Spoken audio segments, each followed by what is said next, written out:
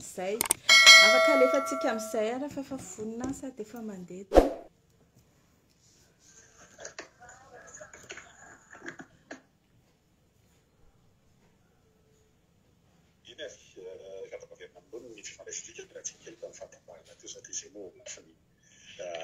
Fandraisan-davitra le trano zany somalehibe aloha raha matao fagneso herinay mbola manaiky tafamivantana aminay amin'izao fotoana izao mbola maty eo aloha nanao tsy hay fo fitina ny andohany ty resaky ty izay masina zay tsika amin'izao fotoana izao eo amin'ny nampiditra mpiara-miasa hafa zany mila filipitoisy tao anatin'le raharaha teo tsika mitabaka. Averiko kely tsika aloha zany zao sady mivantana eo amin'ny Facebook ihany koa ary ho anareo izay manaraka eo amin'ny Facebook dia miditra mivantana amin'ny radio Top Radio any Madagasikara ny tenako amin'izao miala tsiny indrindra ny mifatarana kely fa nisy fatapana le connexion sy ny lafy teknika dia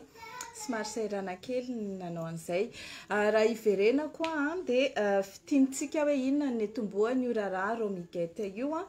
dia amin'izay averintsika ao anatin'le contexte tsara hoe iza no nitory azy inona nitoriana azy ahoana ny inona daholo ny porofo ny tazomin'ny fitsarana taminy ary inona ny mahatonga azy ho tsy haneponja intsony amin'izao tsika miteny izao. Voalohany indrindra aloha raha ampatsahivina dia tratram-bodiomby izy tany Londres. Ny natratrarana anazy dia teo amin'ny fotoana tokony ny fanolorany zareo ny vola izay no takiny.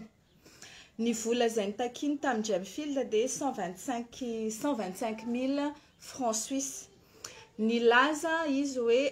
karama ny consultant izay miara-miasa aminy io 125 000 io ary izy dia karama ao anatin'le asa satria misy ekipa izay miara-miasa aminy ka mila karamaina mba hanao lobbying eny amin'ny Assemblée nationale ahafahan'ny Gemfield mahazo ny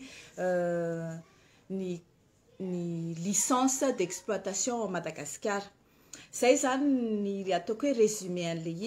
izy no napiditra ny Philippe Tabuteau tao anatin'le négociation ary nataony ohatrany hoe ina filaza zany écran zany ny société an'ny Tabuteau afana mamoaka an'le vola afana mahazo an'le vola sy afana mandray an'le vola ny tapaka kely ny connexion fa toizantsika ihany zay fa mivena ny connexion antsika dia toizantsika ihany zany rehefa nandeha ny fitsarana izay narahanay tany Londres dia ny zavatra niseho teo dia nandritry ny ray andro maninitra izahay mihaino enregistrement zany hoe ireo enregistrement ireo tsy phrase anankiray na hoe enregistrement anankiray fotsiny milaza hoe za mila mikarama fa enregistrement nanomboka tamin'ny 2022 ka hatramin'ny 2023 nisamborana anazy ary izy milaza hoe misy olona ataoko miona aminareo dia Philippe Tabuteau ary izy dia olona 20 taona niara-miasa tamiko ny société nefa miara-miasa amiko foana dia izy no ampanovitsika ny contrat izay ifanarahantsika andoavanareo vola. Zay zany ny fitakiana vola voalohany. Milaza izy fa tsy soratra naizanaiza ny anarany. Normal izy raha miteny any amin'ny TV5 Monde hoe normal izy raha miteny amin'ny TV5 Monde hoe tsy ta naizanaiza ny fanolorana vola natao taminy ny éplucher ny compte bancaire. Tsy misy mihitsy tao anatin'ny fitsarana milaza hoe tratra tao anaty compte bancaire le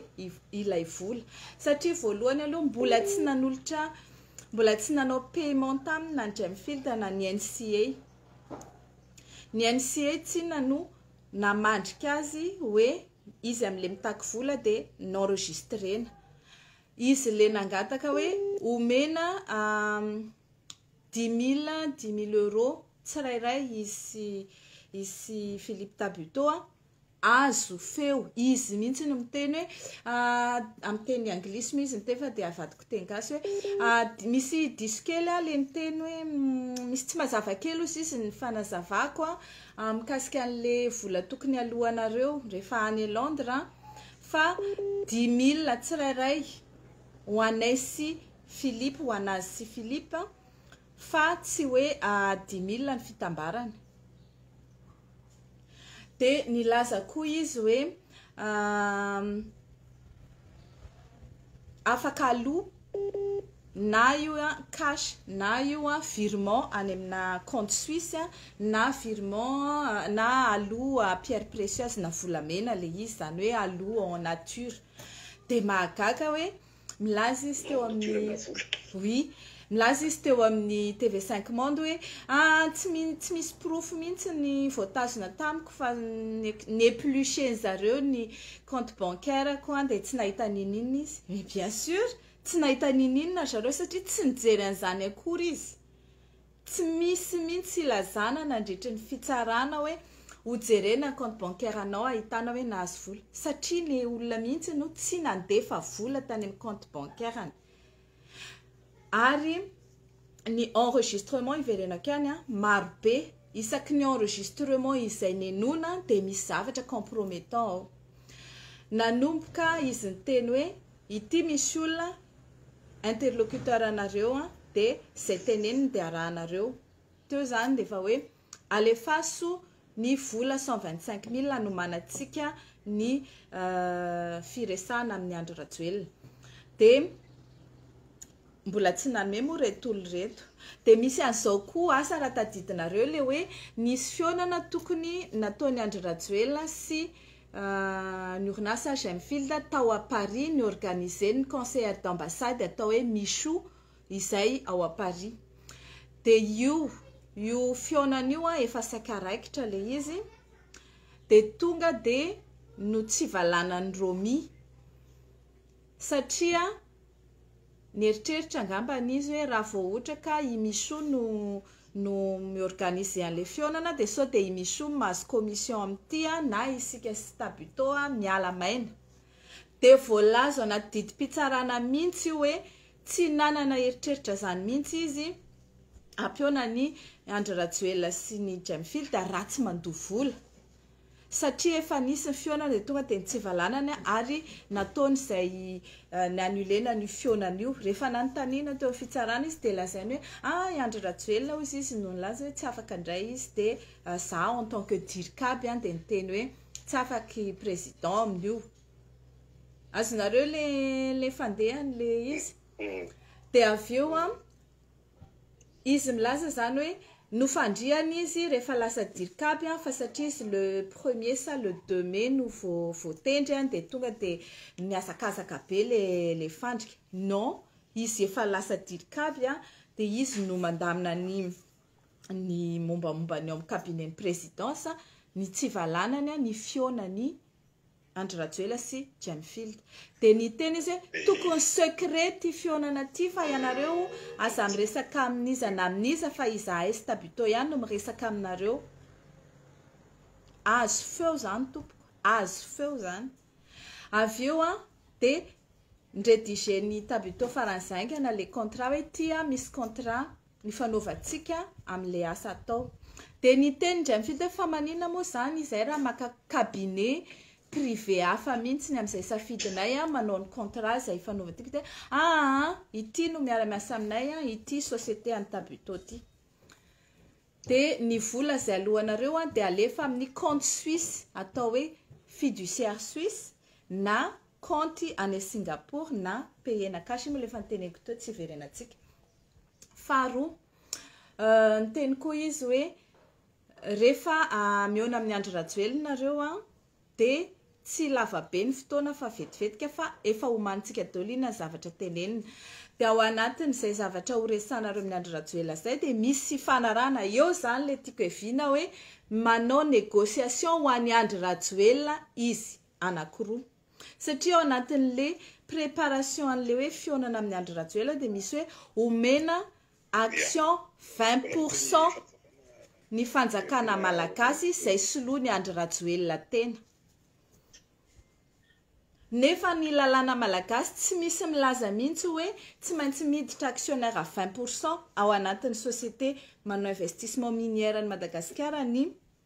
état malagasy, fa ny voalazan'ny lalàna dia hoe mandoa redevance minière 3% ny société anankiray ary mahazo ny licence misy droit et taxe aloatra an'izany fa tsy misy mihitsy milaza hoe tsy maintsy miditra actionnaire ao ny état malagasy soloa ny andro rajoelona tena.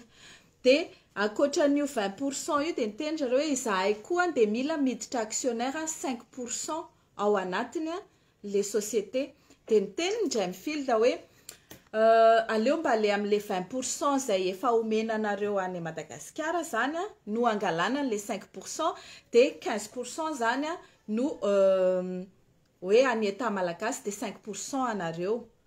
Dia eny ara ozy izy dia le société any Tabuto ihany mbola natao isoratra hoe actionnaire amin'le 5%. Azonareo amin'izay zany le izy hoe nampiasaina ny société any Tabuto izay efa nisy hatramin'izay mba ho atao écran tsy isoratra ao mihitsy ny anaran'ny Romi fa i Romi no tena miresaka mandritry n'izany négociation rehetrarehetra zany azo feo mandritry ny fifanarahana sy fifampiresahana ataony zareo. Iverenako kely rehefa mivoaka ny didim-pitsarana unanime ny